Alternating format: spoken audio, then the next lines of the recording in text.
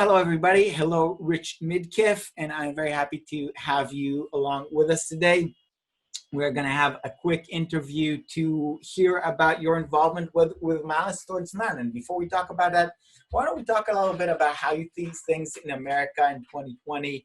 We have an election coming up in just a bit over a week, really, is the final date. And there's been a lot happening in 2020, quite a lot. I think a lot of people are very, very worked up.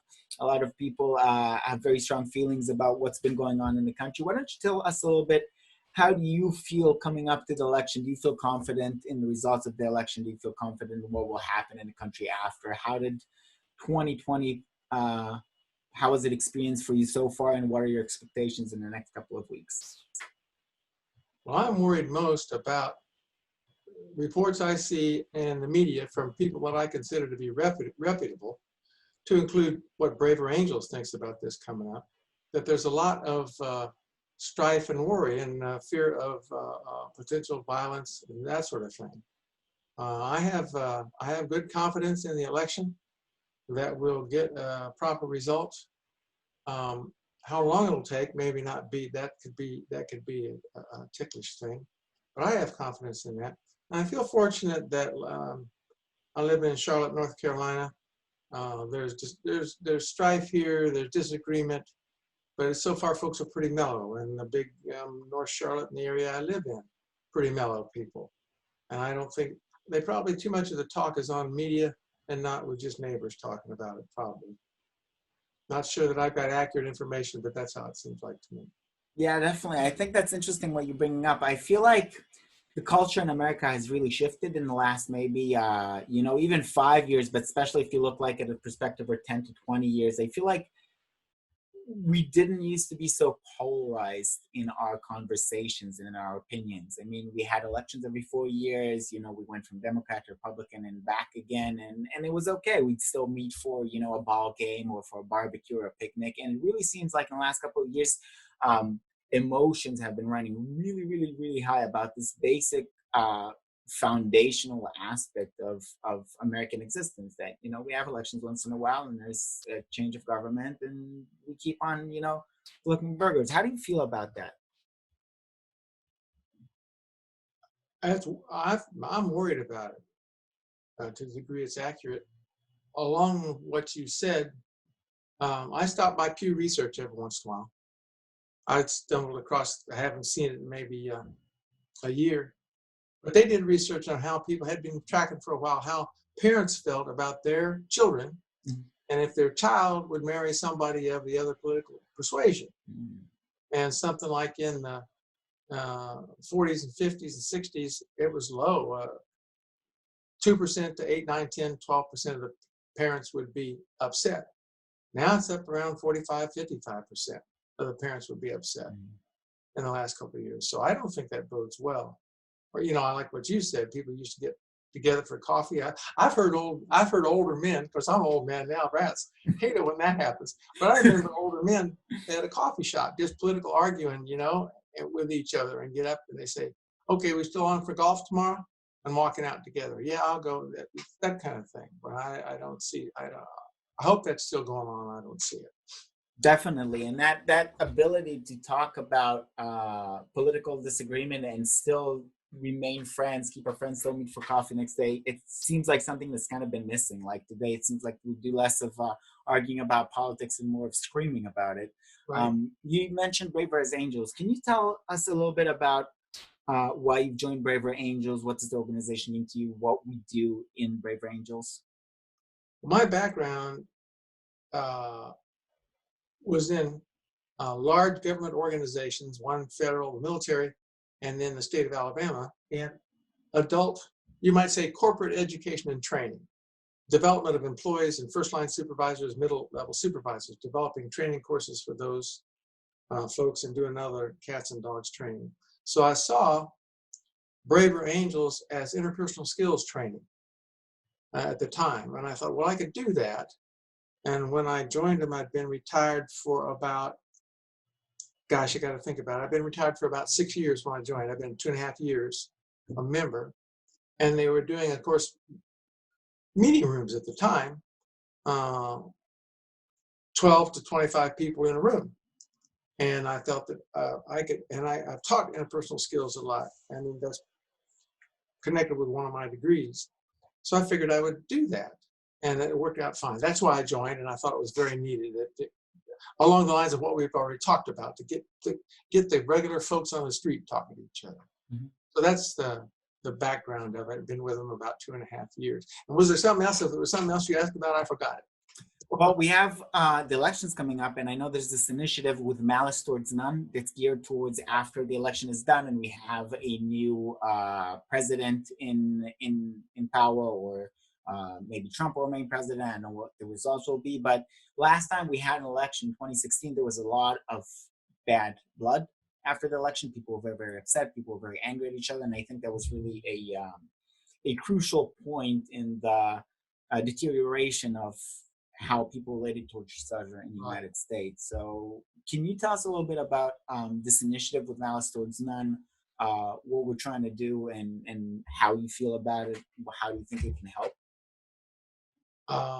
It's along the lines, to me, it's along the lines of Braver Angels' mission that's always been there. Mm-hmm. And now it's been extended to the special election issue. And we've got events that Braver Angels set out to do it for churches, universities, and civic organizations.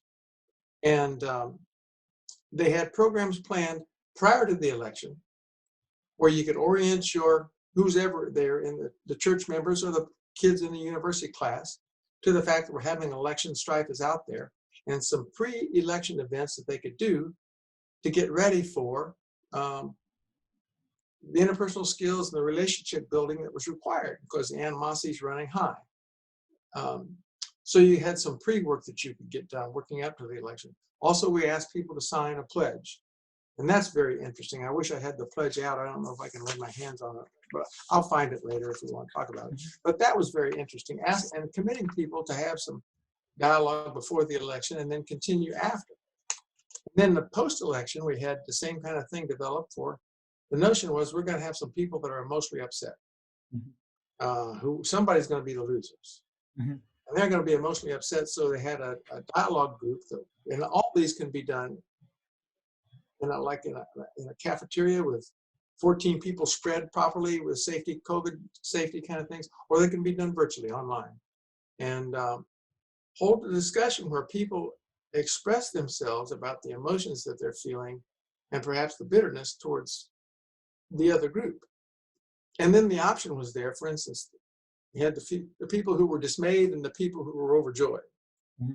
And then there was a possibility of discussing some things that, will your dismay like drive you into a real destructive place? Will your overjoyed make you feel vindicated, like you're the authority now in the world, and even heightened, make it even worse? So how to combat that?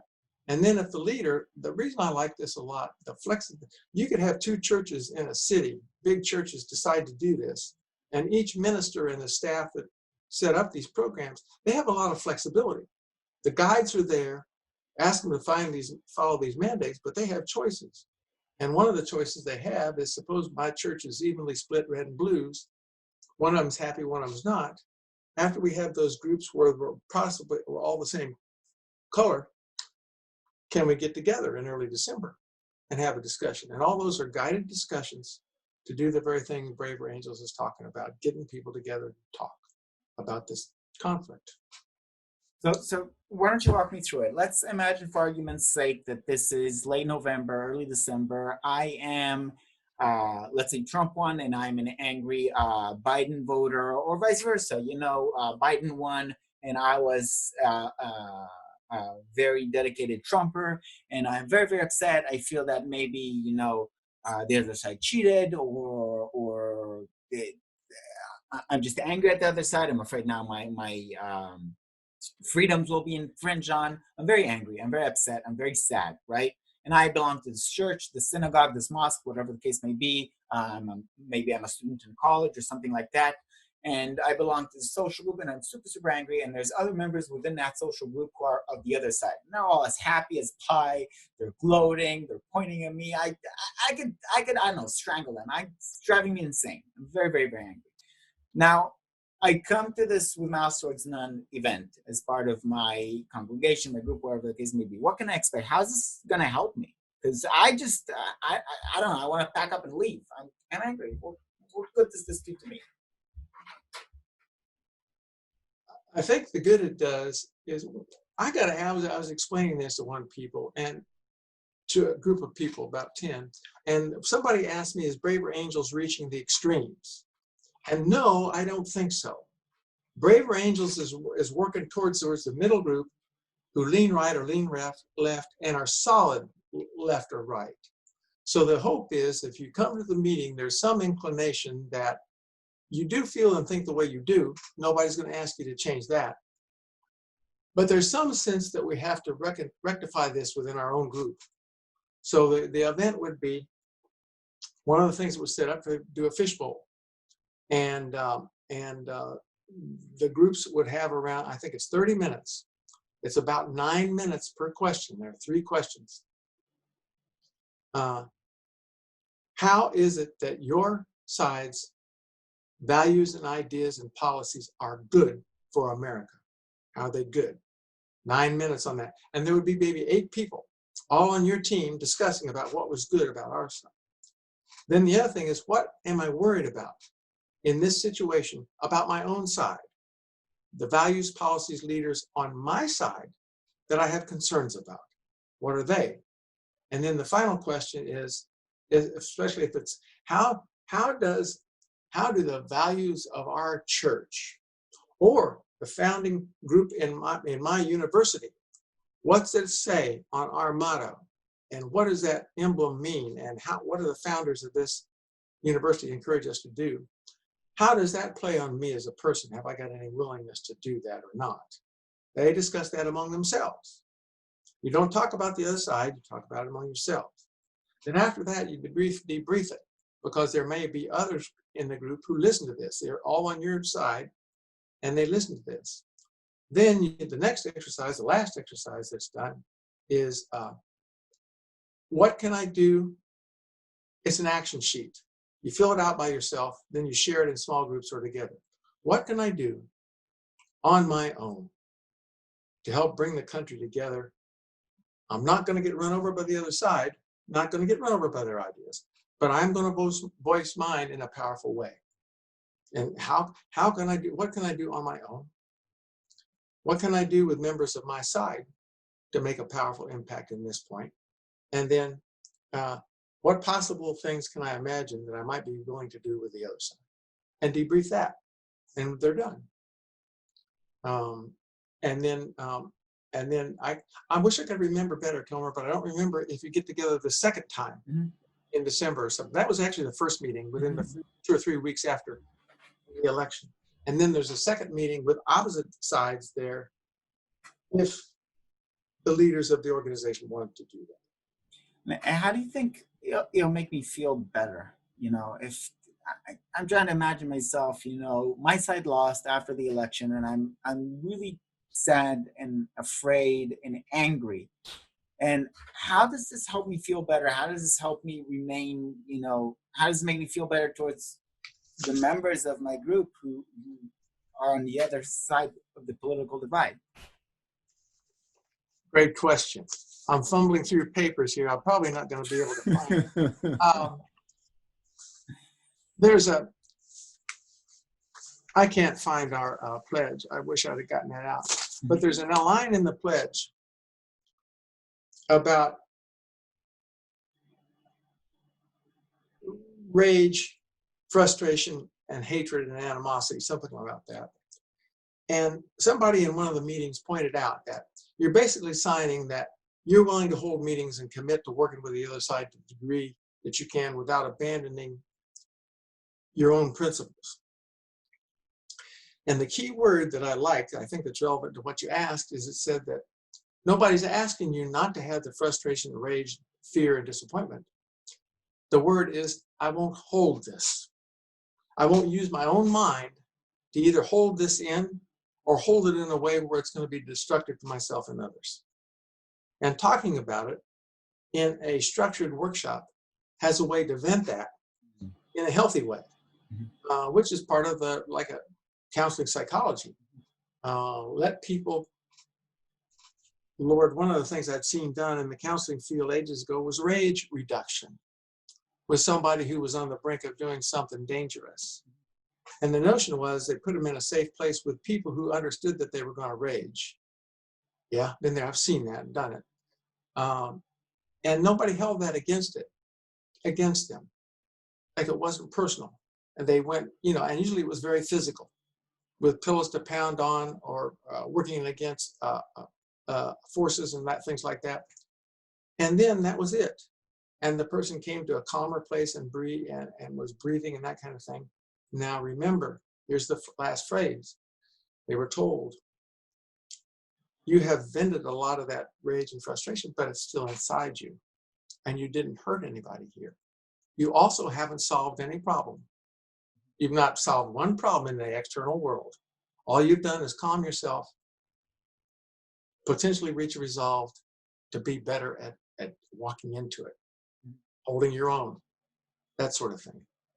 That may have been like raving and kind of long, but that's the essence of it. It can be good for the individual human. Cathartic, bring them out of themselves, but also it could be sound violent. So in essence, what you're saying, not to anybody else or yourself. So in essence, it sounds like what you're saying, that if I feel that I'm going to explode, this is going to give me a safe place in which to let all of that negative energy out. Right. So then I can step out into the rest of my life and deal with it properly after I feel that I had space where I could express myself and it's okay. Yes, and I have to add one other thing. In a structured conversation, the example I gave you about a rage reduction, that's somebody in the psychology group where they're geared to let people express themselves with physical violence and then protect them because they may have a come down for that and nobody gets physically hurt or psychologically harmed because the people were ready for it. Now, Braver Angels doesn't go that far. It's got to be a conversation and it's got to be according to the ground rules that people know what the ground rules are, walking in the door. And that's why it's structured. The structure protects the people. And it's up to the moderators of that organization to go through training, which Braver Angels provides that for the person that's going to moderate it. And keep the lid on. Expressive, but not physical. Got it. So you were explaining how this is well grounded in psychology, and you've seen this in the professional life before. Yes. Okay. That's my opinion. Yeah. And how is this going? Where do I get the tools or the ability to face my fellow Americans who are on the other side of the political divide after I've let out of some of my frustration? You were talking about expressing myself and letting it go, but where is the part where, I'm blue and he's red, or I'm red and he's blue, whatever, and it's okay, I can meet him for coffee tomorrow. Yeah. The Braver Angels workshop that comes to my mind about that is the skills for difficult political conversations. Bridging the divide is what it's called. And it gives you interpersonal techniques for 4 elements to it. Setting the stage with this other person in a way where you appear to be curious about how they got where they are and not being overtly threatening to them. Then listening. Ways to listen and get to the bottom of what they mean. Basically by asking questions, by reflecting their answers back to them. You just said something, I'm not sure I understand this. Did you mean something like this? And say it back to them in your own words and get a confirmation that, yeah, that's what I was saying. Or no, that wasn't it at all. They'll tell you what the right way was. And then the other one was holding your own in conversation, the way to express your views in a clear, honest way without being attack-oriented in it. And you're liable to get blowback. The notion there is don't take the bait. Because people could be, want to provoke you or argue with that. And, if you've already said it, if I've said something clearly as I can to someone and they say, what's the matter with that sort of thing? Well, I said what I think and believe as clearly as I can. And so that's what I think and believe. That's it. That's the end of that for me. And staying with it like that. And then bailout lines. You know, not all these, there's no guarantees in a conversation like this. Ways to gracefully bail out. Now, going from memory, those are the 4 elements of the skills for difficult political conversations. So you get tools to have these difficult political conversations. Yes, yes. And so you've got a handout with that, and you've got and you've got an opportunity to practice. In the skills workshop. They put you with somebody. Like, for instance, we have reds practice with reds and blues practice with blues, so that that removes some of the natural tension. If I find out that my conversation partner is on the other side and I'm trying to practice this skill, well, that puts a tension on me. But if they're both reds, we know that both blues, we know that they could make mistakes, but more freely with it. One other thing I thought about, you can do that online. And for instance, the 40 minutes prelude to that online. See, it's a hybrid workshop where you take part of it online and then part online in a pre-recorded video with Bill Doherty, and then part of it in a Zoom call where you can break people out. So for colleges, for example, prior to the election, we encourage them, if they're participating and with Malice Towards None, get on Braver Angels and take the 40-minute skills course. You can do that anytime, any place. It's already there. You click in, you take it, and now you're ready to go for you've had some instruction on how to go about conducting yourself in the follow-on discussions. And so I think they're well organized, very well organized. Braver Angels folks have put that together. Sounds good. Sounds exciting. I hope it'll make things better. Before we go, maybe on a personal note, did you lose any friends or family to this political polarization? Did you have an occasion where somebody wouldn't want to talk to you anymore or disappeared from, either family gatherings or church or something? My wife and I were talking about that earlier this past week. We're both on the verge of that. The direct answer is no, we haven't lost. But we have friends that are in the opposite political camp. And for instance, these are friends of over 50 years. Over 50 years. And the subject is extremely difficult. And we have to use a lot of, forbearance in trying to talk with them to keep the lid on in ourselves. What I've told other groups when I've talked about it, like rage and frustration is not uncommon to me as a person. I can do both of those. You don't look it, sir.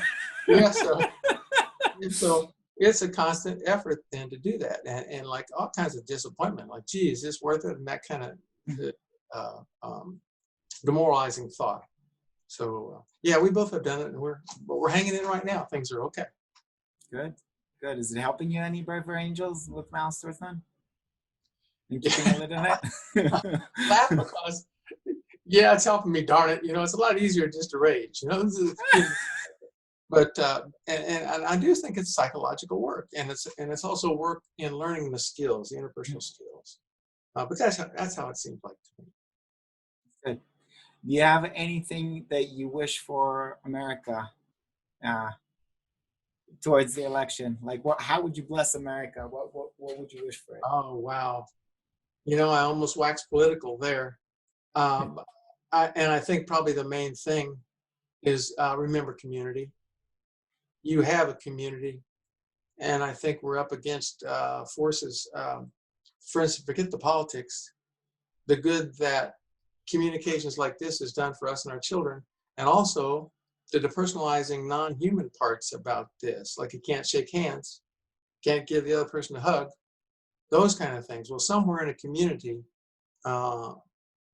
hopefully each American has some place where they're doing that to the degree that they want it done. I wish that for America. Community. Definitely, 100%. And I have to say, I didn't grow up in the United States. I've moved here several years ago, and my family came from not so nice parts of the world.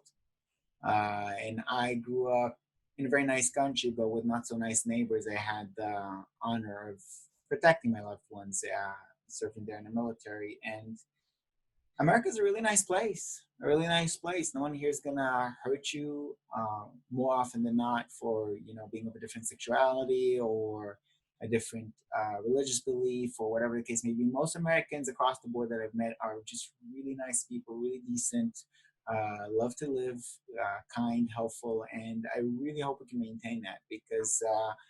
From what I know of the human nature, that's not the default. It's not necessarily obvious. And the fact that we have a country with such a deep roots and values of just putting the value of the individual as the highest, value. Everybody are meaningful. Everybody's life is meaningful. Everybody have a place on this earth. I think it's very, very deep, and I think it's unique. And I think it would behoove us to appreciate that and preserve that. So, Indeed. Thank you. Yes. Thank you very much for your time, Rich. I hope to meet you on the other side of the election, safe and sound. I hope we will all be safe and sound. I hope America will continue for another 250 years at least, with many good people and folks forever and ever. Thank you very much for your time. Have a great day. You're welcome. Take care. I appreciate your interest in this, your staying power in these conversations. Thank you. Thank you, Rich.